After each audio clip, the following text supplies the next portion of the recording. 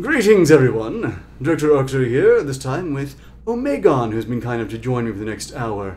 We're going to be changing things up this time, as I would like to go ahead and jump into the interview awkward question segment, get that out of the way, and then jump into the SCP file, as, while my part will be relatively short, the harrowing tale of survival contained therein could take a bit longer.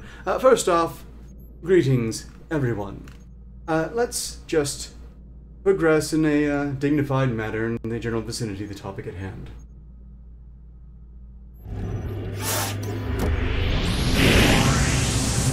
Arctur Labs.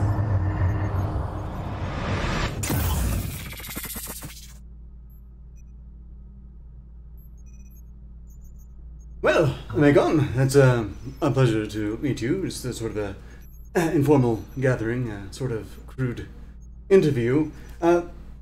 As I mentioned before, this is a bit different from the norm, as we'll be starting with the whole interview section, where we can ask each other questions that we might want to ask and know. Like, for instance, was it your mother or father that was the octopus?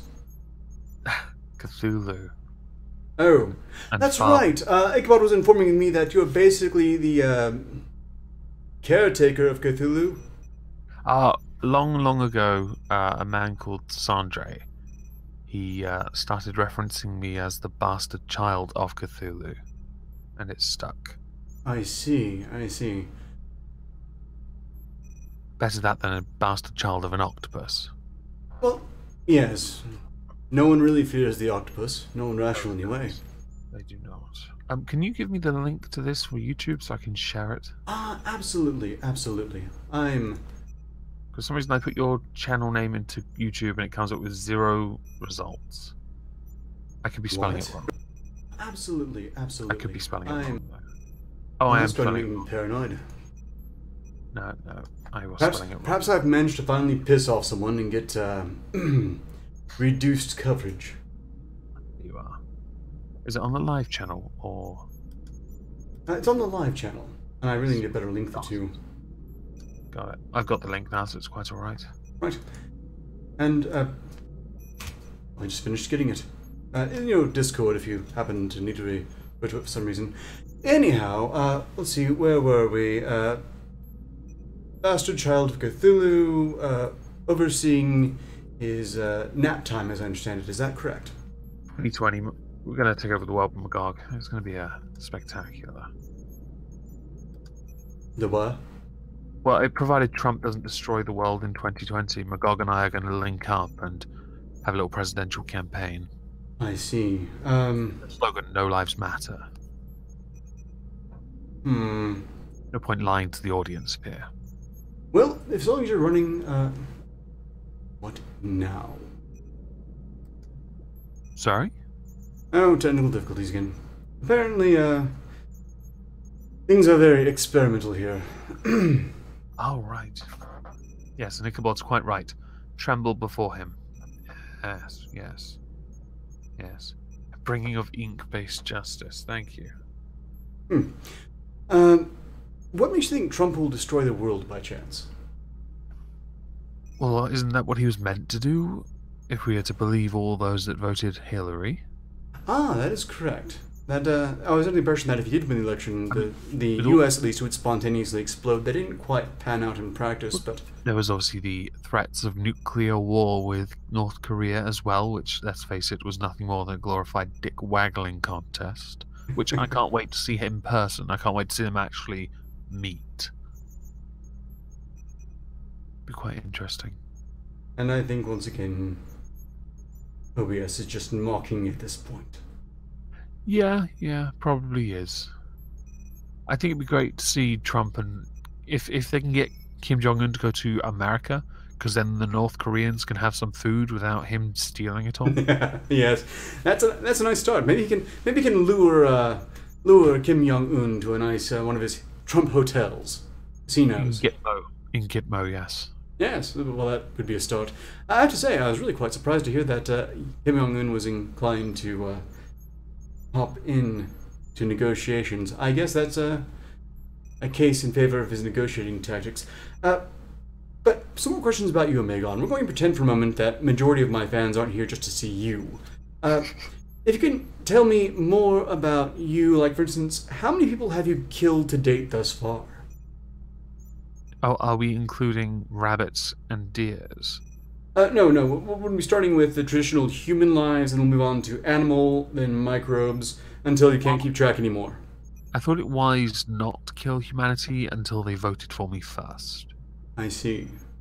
Yeah, milk them of resources like sandwiches, and then when they're of no use to me, and when they voted for me and I'm in power, then I'm going to kill every last one of you. I see. Do you feel there are going to be any complications with Cthulhu for America? There's a Cthulhu for America campaign. The Elder Party, I believe, is the... They'll kneel before myself and Magog. It's quite all right. They'll do as we tell them, because I'm better than them. Well, strictly speaking, so long as you're at least paying some lip service to democracy, you're beating the average, so I'm not going to object. If people elect you in office, I'm just going to focus on getting me and mine the hell out of here. I've taken some steps, at least, no one's going to be bringing an army anytime soon. Into that much, at least. But, hey, if the people speak, I'm going to bow to their will. It'd be I'm going to stop listening when the screaming stops. It'd be quite interesting from a constitutional perspective, since I'm English. You can't have an Englishman run your country. Oh, that's true. Well... But we'll see. Some people argue there's precedent, but we'll see. If they change the Constitution, maybe. Certainly they're wanting to change it these days to remove the Second Amendment. I have heard about this from many gun channels talking about... is it Second Amendment, the gun one? Yes, that is correct. The right to bear arms. Yes, there's a channel called the Military Arms Channel, and they do a State of the Union, and they talked about this. But he's done many videos, the guy who runs that channel, for years on this subject, because it's come under fire many times, the Second Amendment, but it's not going to happen. The Supreme Court's going to overrule most of it. I am counting upon that, because... it's happened every time so far. I have a few concerns. I want to maintain the Second Amendment. I'm not actually a huge fan of guns, personally, at least not ones that shoot bullets. It's a bit tired. At the very least, they should be micro-missiles. Come on, it's 2018 already. Spud guns are the best. Unless they explode, it's a bit boring, but, it's fair enough. That said, I'm glad people have guns, because everything that keeps us from turning into the UK is increasingly good news. Well, yes, you will then become... Your attacks will then switch from being gun-supposed crime to more prevalent in knife or acid. Knives, yes. I've been paying attention to the British police departments on Twitter, the UK's police departments, showing off their prize captures of butter knives and steak knife sets that concerned citizens have left in their drop boxes. I'm not giving them my steak knives. When I was a kid, I was so irritated when a steak got put in front of me, besides being really cheap and impossible to cut even with a steak knife, but then being given a regular butter knife to cut it, there was no point. You had to eat it like a cookie. It was ridiculous. I'm not giving up my steak knives. I worked too hard for them. In the event that you, say, don't win election in the US or become elected to some sort of world leader, what would be your plans after that? Even besides Morscar and really invading your planet and destroying everything anyway, we gave you the democratic... No, I'm sorry. That won't be happening. If you manage to, say, rally enough humans to your cause to build an army, go for it, but I'm pretty sure my barriers will hold. In that case, we'll just create a separate state, not an ethno-state. We'll call it the No Lives Matter state. No, that's fair enough. And if anyone goes there, you can do whatever you want to them. That's legit. As long as you're converting as opposed to just bringing in your own. We have to curb this illegal immigration problem, especially on interdimensional scale. I'll be honest. At this point, I'm okay with it, because if you want to be illegal immigrants in a realm or a state that has the slogan "No Lives Matter," you're in the right place. But no one's give a fuck about you. There you go. Have your own nation, kill everyone who comes into it. It's legit. You just have to work with the human staff you're able to convert here. I well, I understand a few people keep leaving over. We've got orcs now, we've got buds. I'm doing the best I can. I'm sorry, I've gotten a bit sidetracked. Let's see. Why did I want to ask if you were suicidal? Oh, that's right. I sometimes hear echo. You remind me a bit of Harmful Opinions, and I'm quite unfortunate. It seems he's kind of gone a bit squiffy. Are you aware of that? Oh, I noticed. I remember when he first started, shortly after me, I believe, and he was obviously with the brain avatar, 8-bit. You know, it was very well thought out videos, very funny. He called out some shit way before anyone else did. The candid thing was hilarious. But Absolutely. recently, I've been like, all my life, shouldn't he be on medication for this? So you're suggesting that his career might have aggravated his condition? I don't know. I think his condition's been aggravated by pressures applied through like Twitch. Their new terms of service certainly caused a problem. Loss of his computer, another. I think it was enough to build up enough stress for him to react, which is we all react differently. Mm. Some of us do require medication. Some of us require outlets. Some of us are just passive aggressive and wait for the tumor to slowly crush our skull from the inside. I see. The suicidal approach. The apathetically suicidal approach, unless you're actively baking your head in isotopes. Well, I do have an issue with that. People often talk about things being cancerous, and while they are cancerous themselves, it's not contagious.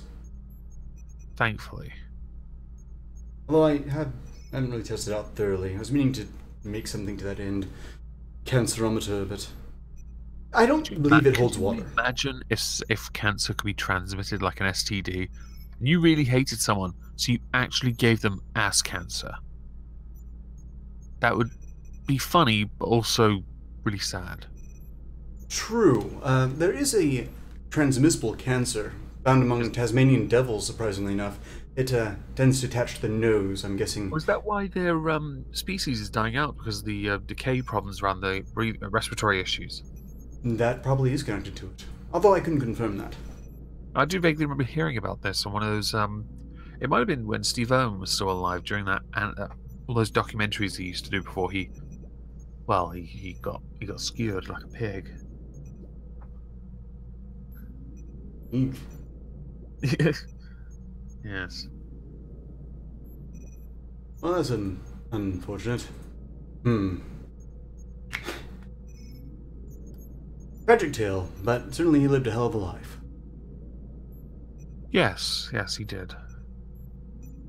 I don't think anyone has ever done so much to support animals by annoying the ever-loving hell out of them. And then, unironically, getting killed by one. Yes, but it was a stingray.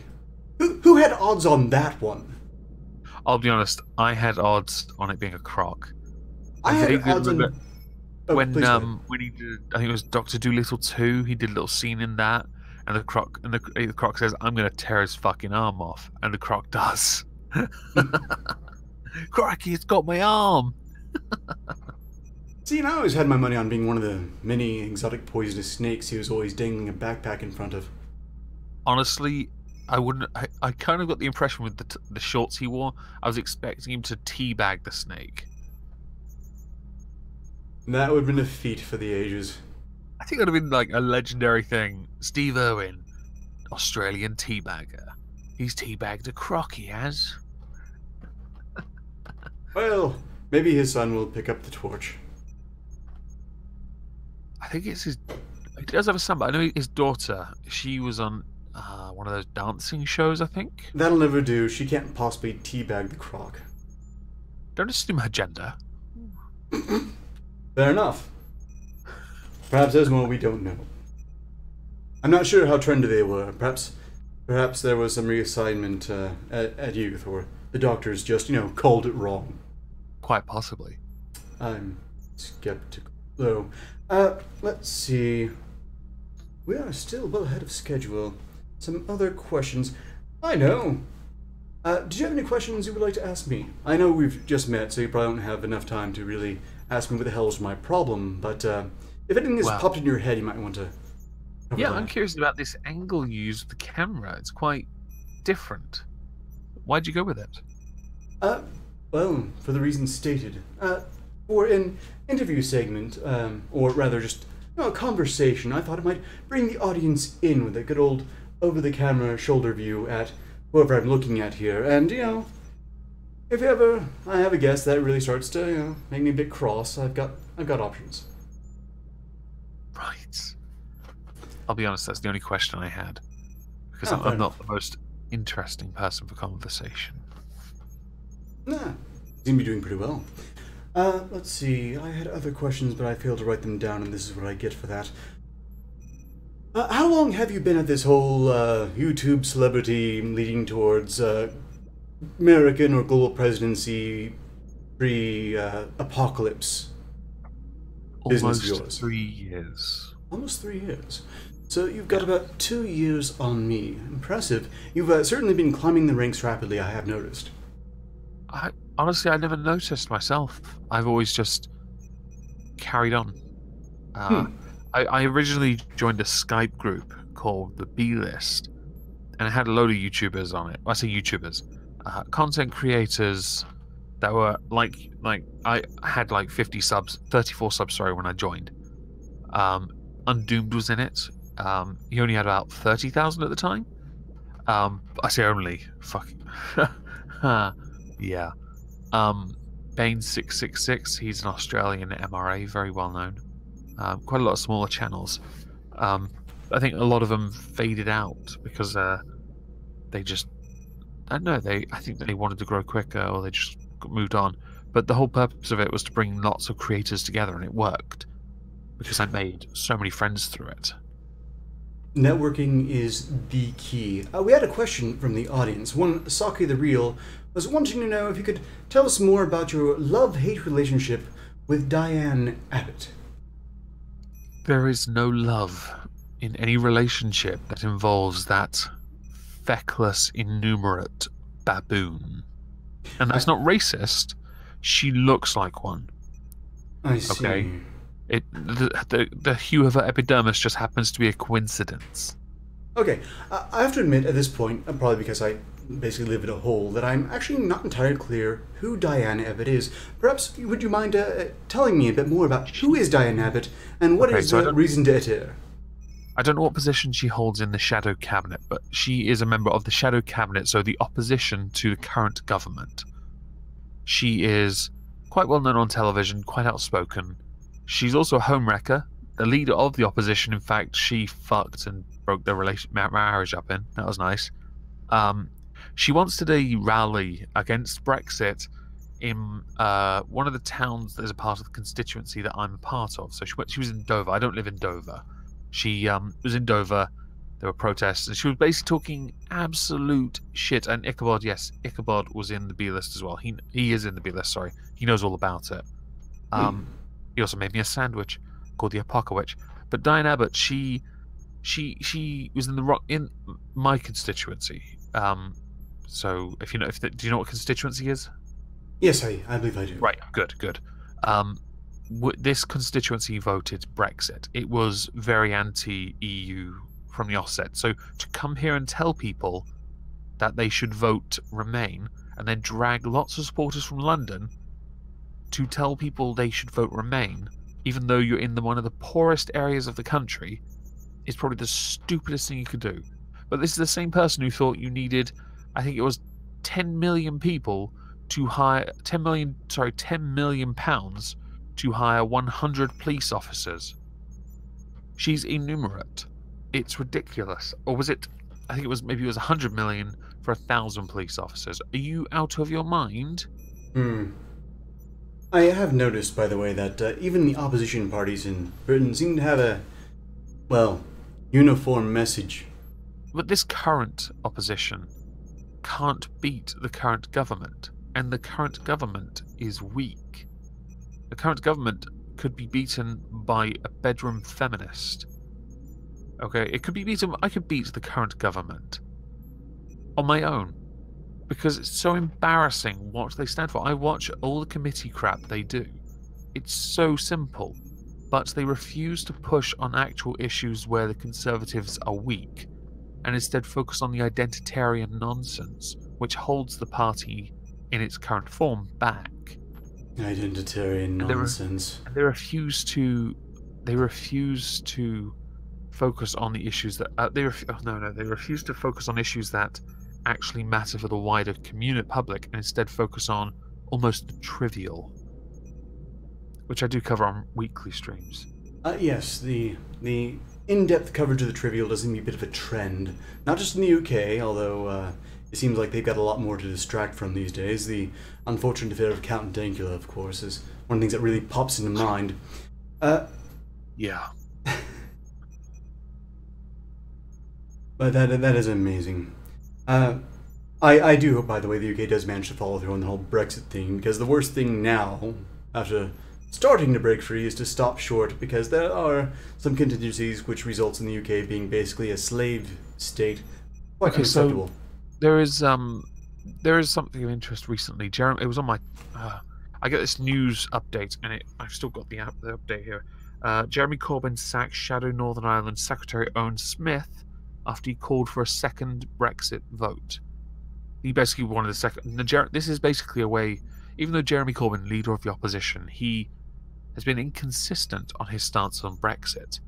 Him sacking someone calling for another referendum cements that we are leaving. He's not going to oppose that. It's the type of deal, though, he's against. I think with Labour being so inconsistent on their position, they're going to vote most of it down. There's already issues with the transition period, which will end in 2020, meaning we have to stay in the customs fishery policy, or common fishery policy, CFP it's called.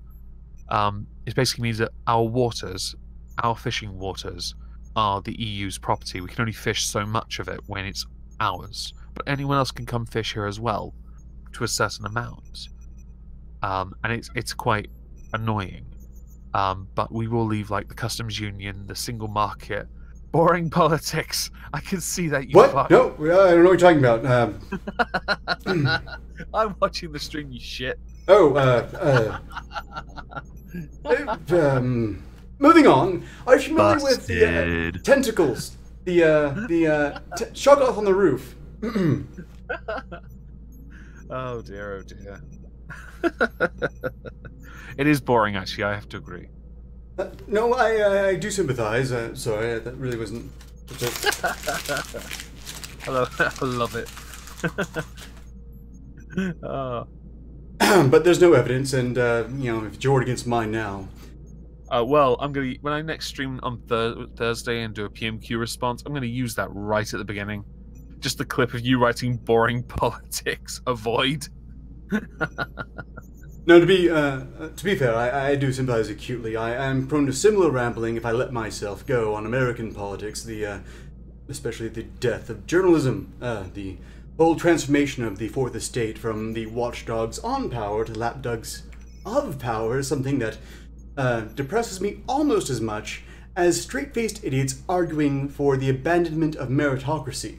Well, that's quite interesting. I've had a number of people who watch me when I respond to Prime Minister's questions, and they are the American ones, and they always seem to say that they would love for this to be introduced in America. And I, having watched C-SPAN on multiple occasions, kind of wish they would, because a lot of it is so fucking boring. I mean, you're not challenging the president here, which you need to be seen to do. Actually, challenge it. They aren't challenging, and that's the saddest thing.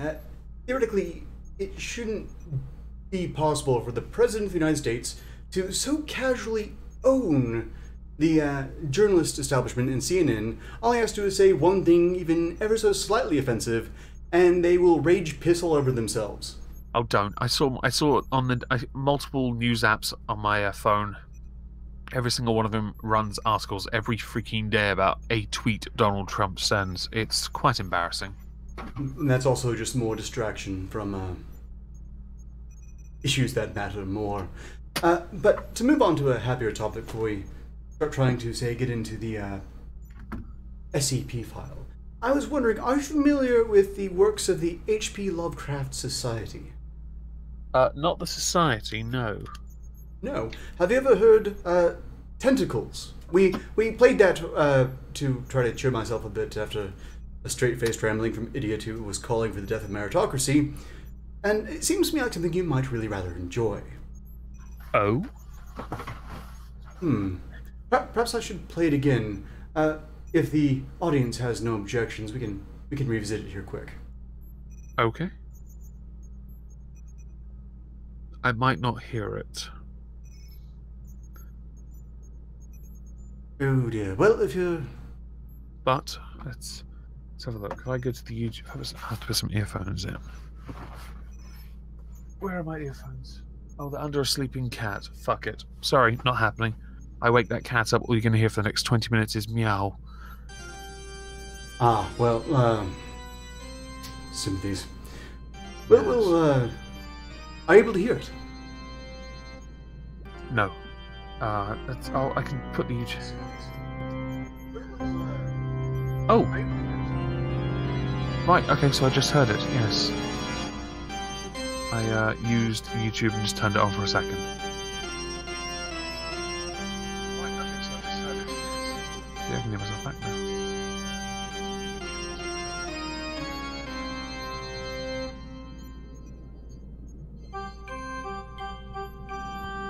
I like that. Oh, it hasn't really begun yet. Oh well, I'll have to mute myself so I can hear it then.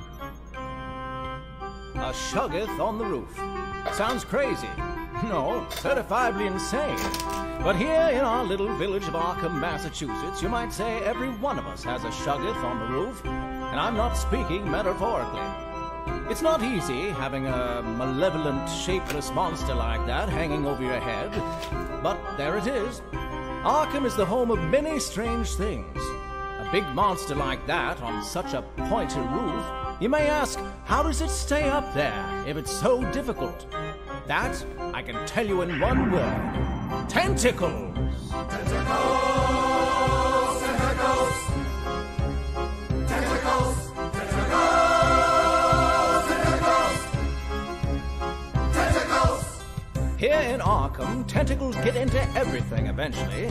Changeless legend haunted Arkham, where the clustering gamble roofs sway and sag over attics, where witches hid from the king's men in the dark olden days of the province. Well, the king is gone, but the witches are still here. And the cultists and the monsters and regular folks just try not to notice. We try not to think about the scariest one of all, the gigantic half-dragon, half-octopus, half-humanoid, great old one himself, Cthulhu, waiting to return from his city beneath the sea. Who day and night must slumber in relay, wave his tentacles, having nasty dreams, and who has the might as master of relay to drive humanity insane. Cthulhu! Cthulhu! Tentacles! Cthulhu! Cthulhu! Tentacles! Who must bow and kneel and scrape and scrape all day to raise relay Cthulhu's way? Who must live in ignorance until the day they find they've read too many nasty books? The cultists! The cultists! Tentacles! The cultists! The cultists! Tentacles! At time I started growing gills and swimming in the sea, and soon I'll know the wonder of the sunken city. The deep ones, the deep ones, tentacles. The deep ones, the deep ones, tentacles. Who's always last to know? Who fills the air with cries? Whose sanity is blasted, and then who usually dies? The victims, the victims, tentacles. The victims, tentacles. Who day and night must slumber in relay, wave his tentacles, having nasty dreams, and the might has master of relay to drive humanity insane. Cthulhu! Tentacles!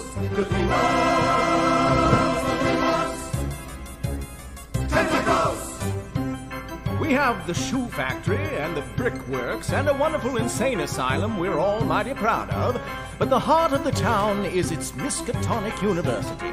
It may not be the biggest school in New England, but there's no finer place in the world to study medieval metaphysics. It's my honor to be its head librarian. You see many folks from the university as you walk through Arkham streets, and in our small community we always have had some special types as well. For instance, Herbert West, the mad scientist. Those small-minded doctors have needlessly and irrationally delayed me in supremely great work. The reanimation of dead tissue is within my grasp. Herbert, your perverse experiments are the vagary of a demented maniac and cannot be allowed to continue. Your request for the use of human cadavers is completely denied. I warn you, Dr. Halsey, you'll regret this decision. And A personal Randolph favorite Carter, part? the writer with the weird dreams who keeps showing up everywhere. I repeat to you, gentlemen, that your inquisition is fruitless. Question me forever if you want. I do not know what has become of Harley Warren. Mr. Carter, there's a telephone call for you. And Obed Marsh, the cursed old man from nearby Innsmouth. What are you looking at? What, you think I'm ugly? Is that it? I'll be showing ye ugly.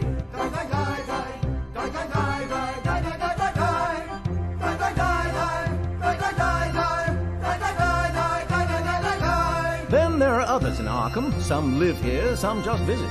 The head of a local cult, some kind of horrible monster. I do not even want to know what that is. We normal folks just look the other way and try not to lose our minds. And among ourselves, we get along just fine. Well, of course, there are some who think that the magical elder sign is shaped like a star, and some who think it's shaped more like a tree.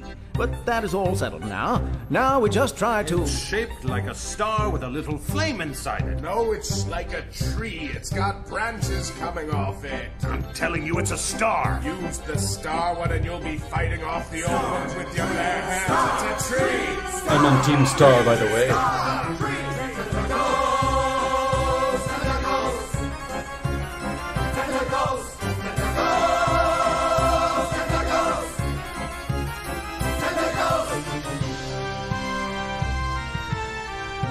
Tentacles. Like I said, you cannot live in Arkham without coping with the Shuggoth on the roof.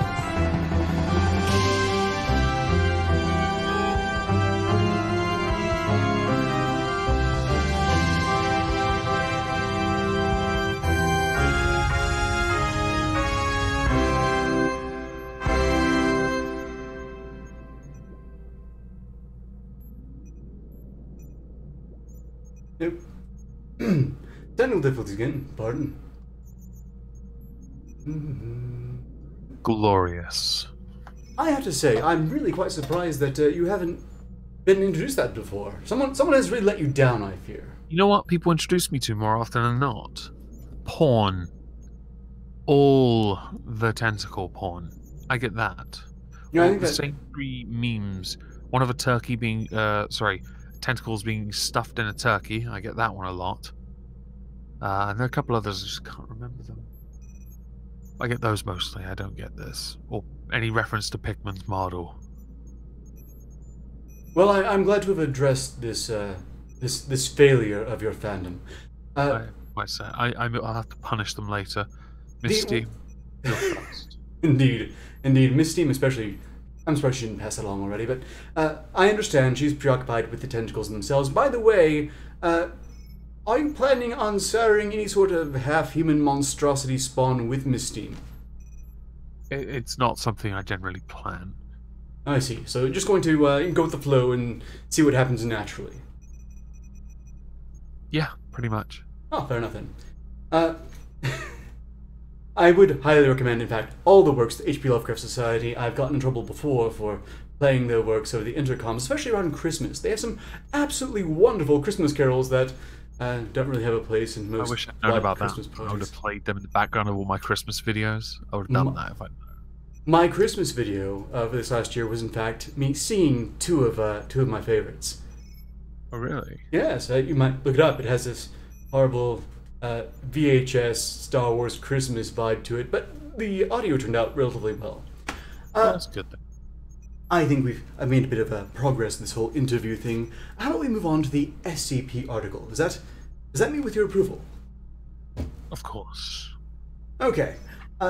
Did I understand correctly that you weren't terribly familiar with SCP files either? No, I'm not too familiar with it. I thought SCP was something else. I see. Okay, well, SCP stands for Secure, Contain, and Protect. These are the documents of the, oh dear. These are the documents of the, Foundation. The group that tends to secure anomalies, strange things, and then put them on a wiki site that everyone has access to so they can write their own stories, and thus the truth gets completely obliterated and a whole bunch of fan fiction. But the result is some really fascinating reading. For this episode, I had selected SCP-3008. How this will work is that, if you don't mind, I'm going to go ahead and read for our fans here, hopefully they can read the file themselves if so inclined, the basic description, the containment procedures for the SCP file in question, and then we'll move on to a harrowing tale of survival that, if you're willing, I would appreciate if you were inclined to take over on. Oh, you want me to participate? Okay. If you don't mind. It's a bit of a lengthy read, but if you haven't read it before, and I don't believe you have, you might find it a novel bit of reading. The item is SCP-3008, Object Class Euclid. Special Containment Procedures. The retail part containing SCP-3008 has been purchased by the Foundation and converted into Site 20... all public roads leading to or passing by Site have been redirected. The entrance to SCP-3008 is being monitored at all times, and no one is to enter SCP-3008 outside of testing as permitted by the senior researcher. Humans exiting SCP-3008 are to be detained and then debriefed prior to administration of amnestics. Depending upon the duration of their stay in SCP-3008, a cover story may be needed to be generated prior to their release. Any other entities exiting SCP-3008 are to be terminated. And by the way, this is a fine example of the Foundation learning some lessons from the past. Amnestics just erase memories. Before they came up with those, the Foundation was in the habit of killing everyone who saw something weird, and then killing the families of everyone who saw something weird, and then just... I have no idea how they got away with that for so long. Anyhow. So just for my own, and anyone else who doesn't know, can you tell me what amnestic is? Oh, yes. An amnestic, in this case, is a drug that's used to erase select memories. Oh, so amnesia. Right. Yes, yes. Again, it was one of their better developments to avoid the necessity of having just straight up kill everyone who encountered things that the Foundation didn't want to get out. They were really reckless with that in the past. Just amazing. Description. SCP-3008 is a large retail unit previously owned by and branded as IKEA, a popular furniture retail chain. A person entering SCP-3008 through the main entrance and then passing out of sight of the doors will find themselves translocated to SCP-30081. This displacement will typically go unnoticed as no change will occur from the perspective of the victim. They will generally not become aware until they try to return to the entrance. SCP-30081 is a space resembling the inside of an IKEA furniture store, extending far beyond the limits of what could physically be contained within the dimensions of the retail unit. Current measurements indicate an area of at least 10 kilometers to the second power with no visible external terminators detected in any direction. That is a lot of space.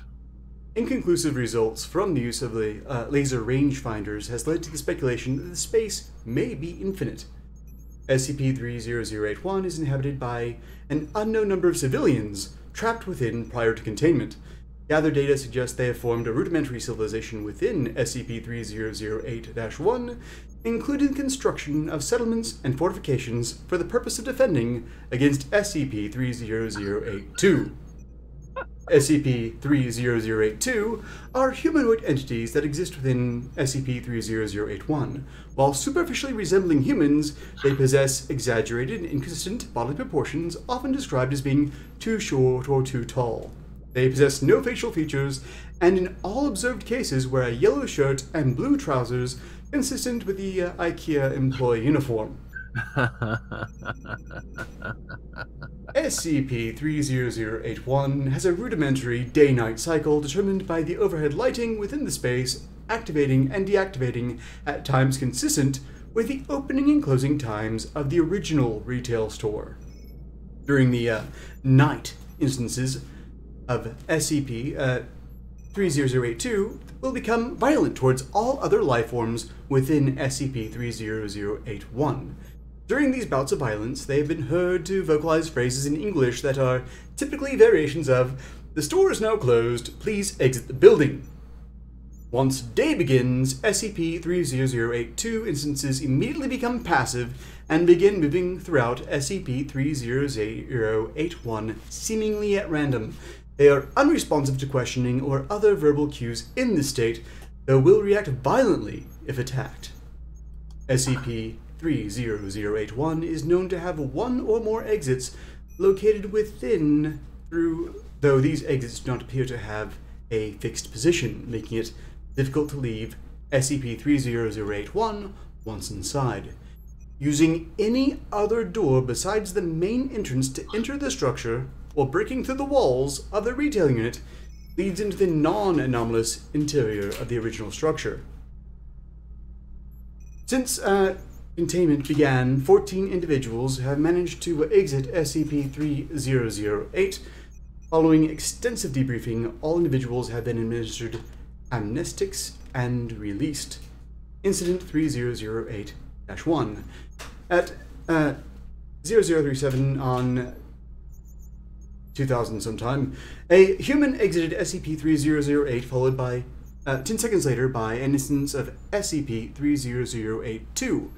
SCP-30082 was caught and killed the man before itself being terminated by armed response personnel. The incident represents the only time an instance of SCP-30082 has been seen exiting SCP-3008. A full autopsy on the corpse was performed, and see 3082 autopsy log for more details. The man was carrying an IKEA-branded journal, seeming to document his time in SCP-30081, transcribed below verbatim. And this, sir, is where I'm sorry, I think I've just assumed your gender. This, whatever a Cthulhu spawn might identify as, is where you come in, if you're at all willing, a transcription of the journal recovered from Incident 30081. Okay. Right, so I'm writing this to document what I can only assume is my sudden descent into insanity, like anyone that goes to IKEA. I can't possibly be that bad a navigator. Feel free to ad-lib. Sorry? Feel free to ad-lib. No, I thought I misread it. I'll read the sentence again. I can't possibly be that bad a navigator, and yet as I write this, I've been trapped in IKEA for 2 days. I haven't seen another person in the entire time I've been here. I thought it was a prank at first. Turn the place into a maze, get all the people out, and see how long it takes me to get lost. Then everyone has a good old laugh. Realized that wasn't the case when I tried to backtrack. Everything had changed, so I ended up lost. Instead of the exit, it was just row after row of bookcases. So I'm trapped in IKEA. Sounds like the setup for a bad joke. The lights went out at 10 PM, nearly gave me a fucking heart attack. That loud electrical thunk sound, and then pitch blackness. Place is full of beds though, and my phone has a torch on it, but no damn signal. So I found a bed and went to sleep. Spent most of the next day trying to find my way out, with no luck. Did find a restaurant serving those meatballs though, so at least I won't starve. That's probably the punchline to that joke. Anyway, they were still warm and fresh, but I haven't seen anyone around who could have cooked them. Made my way back to the beds before the lights cut out again, since it's too dark to search with them off. It's 9:10 AM now. The lights came back on a little while ago. I'm sure I've searched the entire area around where I came in now, and the exit obviously isn't here, so I'm going to pick a direction and hope for the best. Let's see. Day 3 of my magical IKEA mystery adventure. If I wasn't sure there was something seriously weird about this place before, I am now. Walked for 3 hours or more or less in a more or less straight line, insert IKEA joke here, before I came across a ladder next to one of those huge stock shelves they have here. Climbed up to get my bearings, and it looks like this place just stretches on forever. Like that scene from The Lion King, except instead of trees and grass, it was all shelves and tables and crap. I did see a person moving not too far away, though, so I headed over. Thought it was a staff member at first. It was wearing a uniform. And hell, maybe it was. Maybe freakish 7 feet tall monsters with long arms, short legs, and no faces are just the kinds of thing that they want working at Super IKEA. Damn thing completely ignored me though, and with no eyes or ears I can't even be sure it knew I was there. Thought about shoving it or something to get its attention, but its hands were big enough to crush a watermelon, so I decided against it. It just kept moving along, and eventually I lost sight of it, so I decided to carry on the way I was going. Anyway, no comfy bed for me tonight. Looks like I've entered the improbably hard and pointy table section of the store. Guess I'll have to make do with some bunched up tablecloths. Phone battery died during the day too, didn't work anyway, but I feel like I've just lost some vital lifeline. You can take over now. Very good. You ever see one of those cartoons where they're going through the doors in a hallway and they just pop out of another door in the same hallway? That's how I feel right now. I've seen nothing but the same identical bookshelf for 2 days now. Just row after row of them.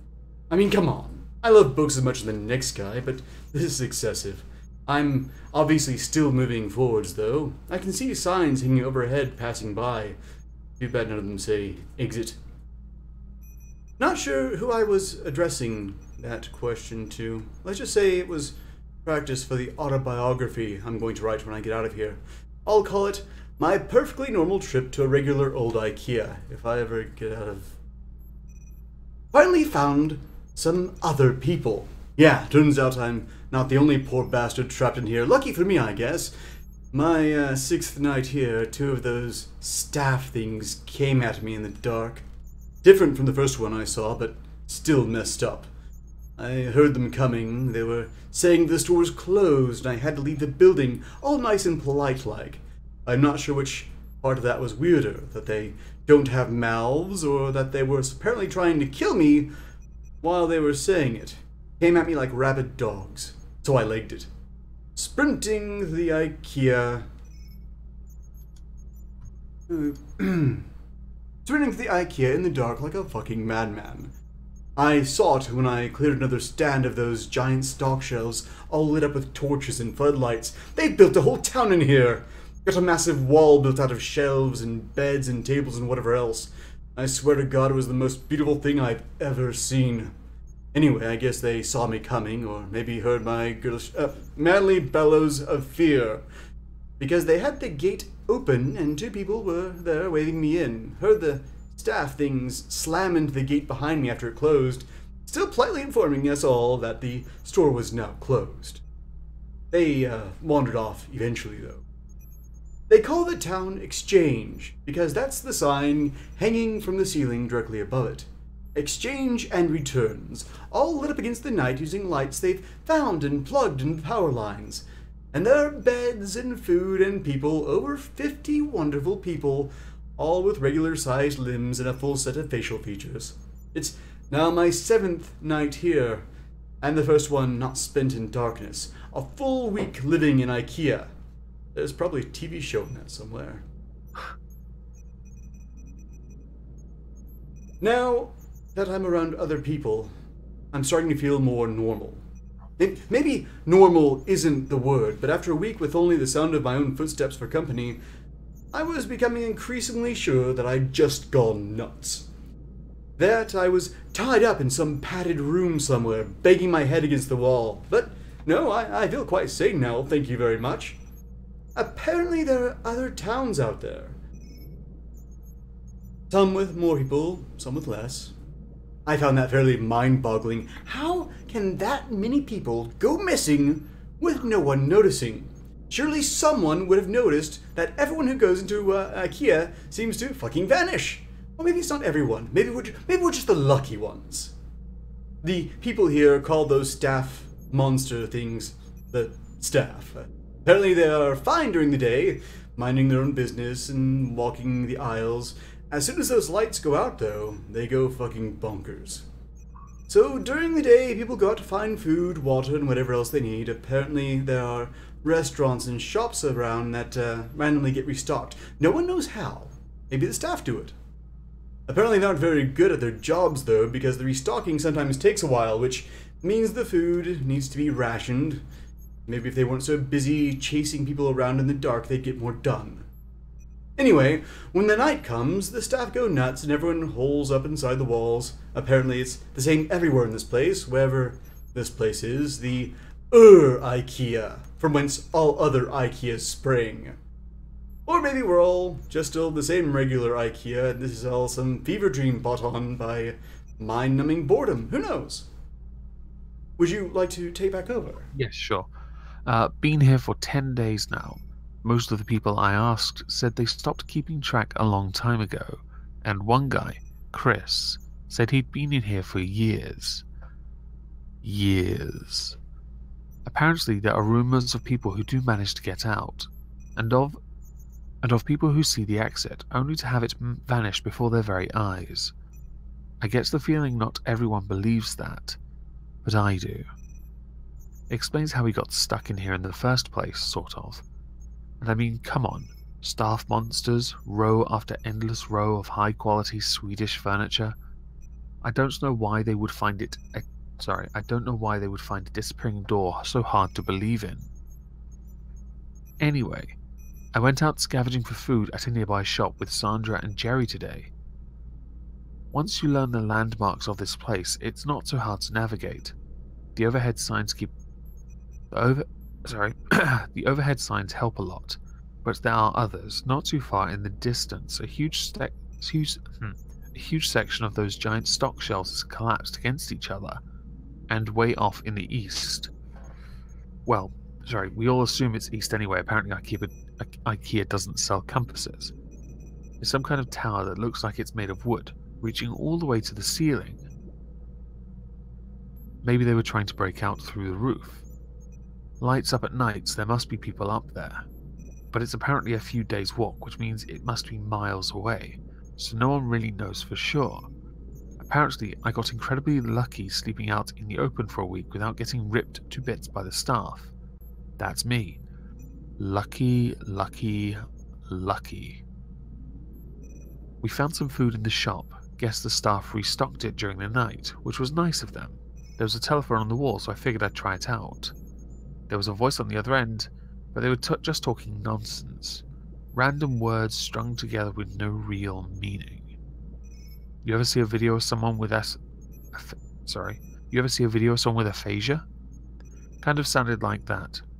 Didn't answer me when I spoke to them anyway. Sandra says all the phones in here are the same. Oops, asking the general questions again. I was thinking last night, the ceiling on this place is pretty high, and as far as anyone can tell it goes on forever. Shouldn't there be some kind of weather in here? I'm sure I read about some NASA building that was so big it had its own weather patterns with clouds and stuff. This place is definitely bigger than that. But now that I think about it, I'm pretty sure I've never felt so much as a temperature change in here. I'll add it to the grand list of weird bullshit. The staff attacked the exchange last night. Must have been 20 or 30 of them just asking us to leave the store calm as you like while trying to smash the walls down with their bare hands. Apparently this happens pretty regularly, so everyone is prepared for it. Knives from the restaurants, lawnmower blades made into hatchets, a fire axe, one guy, Wassim, even made a functional crossbow. Anyway, the walls have holes in them, which I hadn't noticed before, specifically so we could stab out at the staff when they attack. Took a couple of them down myself. They don't seem to bleed, which is weird, but they go down as easy as a regular person once you start sticking holes in them. We had to haul the bodies away in the morning. Apparently the dead ones will attract more during the night, so we had to get them away from the exchange. We have a couple of those trolley things they use to move big boxes around, so we loaded them up and took them over to pickup. Apparently people just name everything in here after whatever sign is hanging overhead. Pickup was grisly. There were hundreds, maybe thousands of dead staff all piled up. There was no smell, which was a blessing. Apparently, in addition to not bleeding, these things don't rot either. My curiosity got the better of me while we were unloading them. Oh. Sorry, I actually have a tab making noise. There we go. Sorry about that. Curiosity got the better of me while we were unloading them, so I took a look at one of the more cut up ones. They're just skin, or something that looks like skin. All the way through, no bust, no muscle, no bone, no organs. Are they really alive in the first place? They certainly seem like they have bones when they are moving around, pounding on the walls, and I'm sure I felt more resistance than just skin when the knife went in during the night. Maybe something happens to them when they die. Just one more thing on the ever-increasing list of weird shit that goes on in here, I guess. Your turn. And by the way, no apology necessary. Well done. Something occurred to me after the staff attack the other night. Every time you see a situation like this on TV or in a film, like it's the end of the world or everyone is trapped on an island or whatever, once groups like ours start to form, people always seem to turn on each other, fighting for food or dominance or whatever else. That hasn't happened here. Apparently people from other towns come by from time to time just to check in or occasionally to trade if they are short on something. But everything is always cordial, friendly even. Maybe it's the threat of the staff, or perhaps the constant restocking of supplies in the shops means there's nothing much to fight over. Maybe people are just better than they were generally given credit for. That's a nice thought. I'll go with that one. A dozen people showed up at the gates this afternoon from a town called Trolleys. Apparently the staff broke through the walls and tore the town apart during the night. These 12 are the only survivors out of over 100. We let them in, obviously. One more point in the human decency column. Later I asked if anyone knew how many of these towns there were out there. Between us and the new folks, we managed to come up with over 20 names. 20 towns, filled with people, and who knows how many beyond that. The motto of this place should be, how is that even possible? Surely someone somewhere must be looking for the thousands of people that must be in here. I've been here for a little over 2 months now. Not much changes, as it turns out. A couple new people show up, the same story as the rest of us. Nice little trip to IKEA, and suddenly you're trapped in Billy's bookcase house of faceless weirdos. The staff attack the exchange once or twice a week. We kill them and haul their bodies off. Sometimes they hurt some of us first. They killed a guy called Jared a couple of weeks back. It was awful, frankly. It turns out regular humans still bleed in here, even if the staff don't. We tried our best, but none of us are doctors. Jared was a good guy. He deserved better. We all do. It occurred to me a couple of days after that none of us were really looking for a way out of here. I don't even know where we'd start. One of those quadcopter things with cameras attached buzzed past the exchange today. I thought it meant that someone was finally looking for us, that help was on the way. Apparently it's not the first time this has happened, though. Same thing happened a few months ago, and everyone is still here. No idea if it saw us. It didn't stop if it did.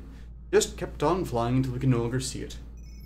Note, based on the recovery time of the journal, this entry appears to line up approximately with our first successful test piloting of a drone inside SCP-30081. Analysis of footage shows a walled settlement under a sign labeled Exchange and Returns. Attempts to relocate the settlement failed. Origin of previously sighted drones is unknown. I started talking to people about the stuff they miss from home during dinner today. Probably not the best idea I've ever had. Everyone seemed pretty down after a bunch of people, their families, husbands and wives, kids, dogs. Franklin apparently has a pet llama, although I'm not sure I'd buy that. But apparently some of the people here have some serious odd gaps in their knowledge. 3 was the Prime Minister, and one of them had apparently never heard of the Statue of Liberty. I believe them too. They seem just as confused as the rest of us. The more I thought about it, though, the more I started to explain a few things. What if the reason no one is looking for us, all of us, is because we haven't all come from the same place?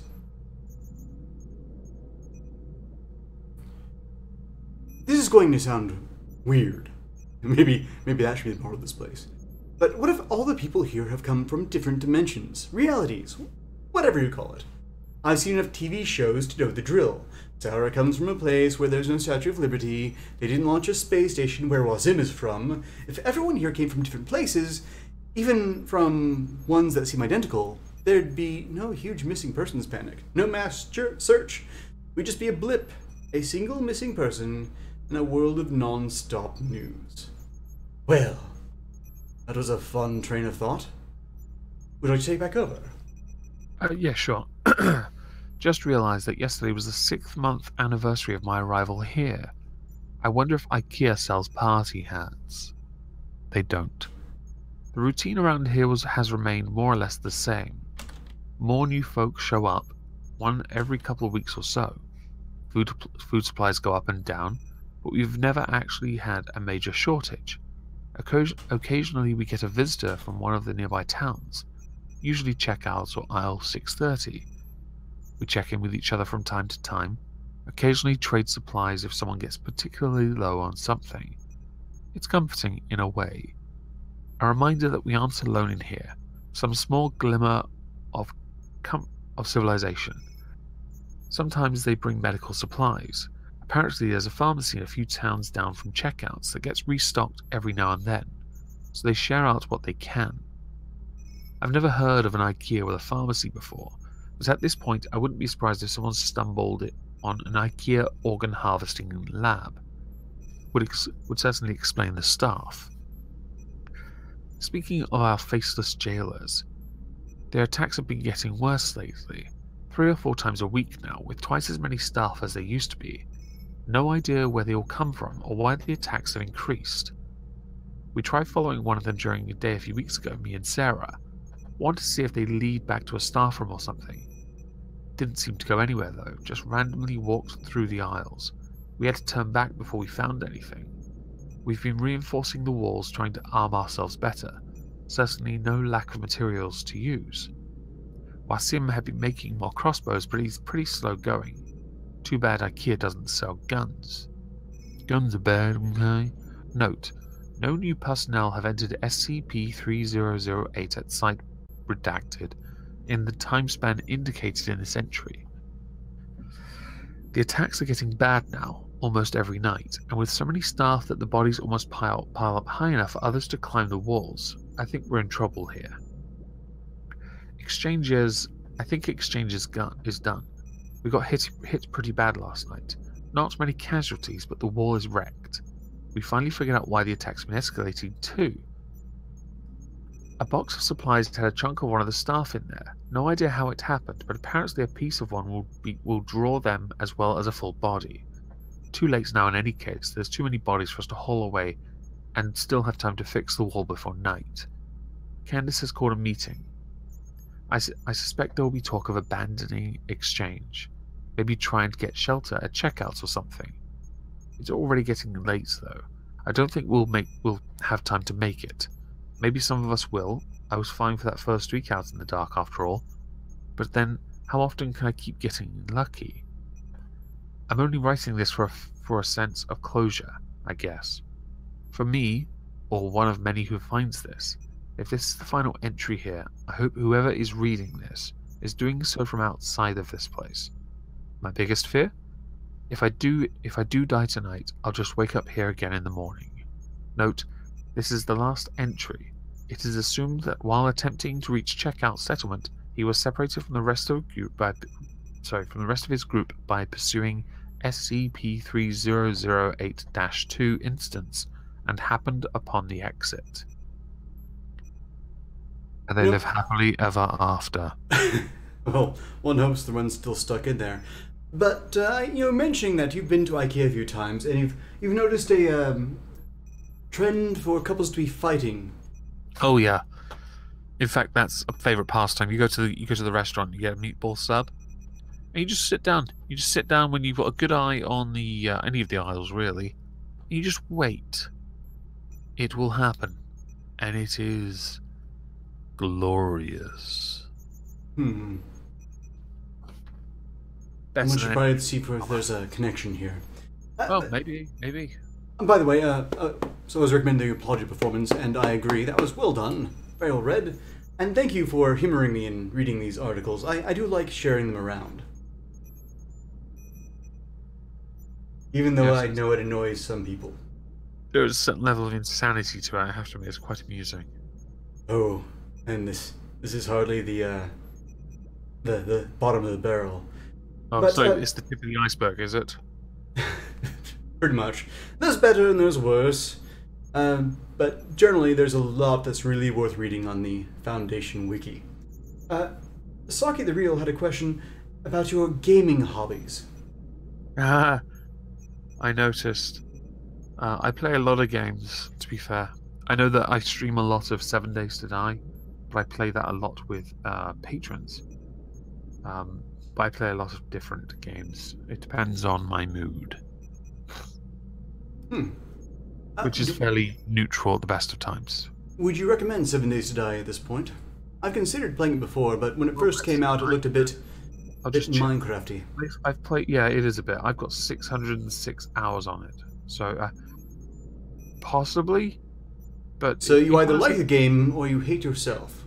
Well, yes. I think at this point, I play it with other people, like at least 4 to 8 people on all the time playing this. I haven't played it for the last couple of days because I've been busy with other stuff, painting Warhammer mostly. But it's alright. Let's see, games I have installed. That, a few Assassin's Creed games, Arkham games, Dragon Ball, Kerbal Space Program, Left 4 Dead, Rocket League, Vermintide. Have you by chance tried Lethal League? Ichabod, in fact, introduced me to that one. It's, Sorry, what? Lethal League. The game is apparently free from Fnatic. What was it? Ichabod can probably set you straight, but it basically boils down to Death Pong. Death Pong.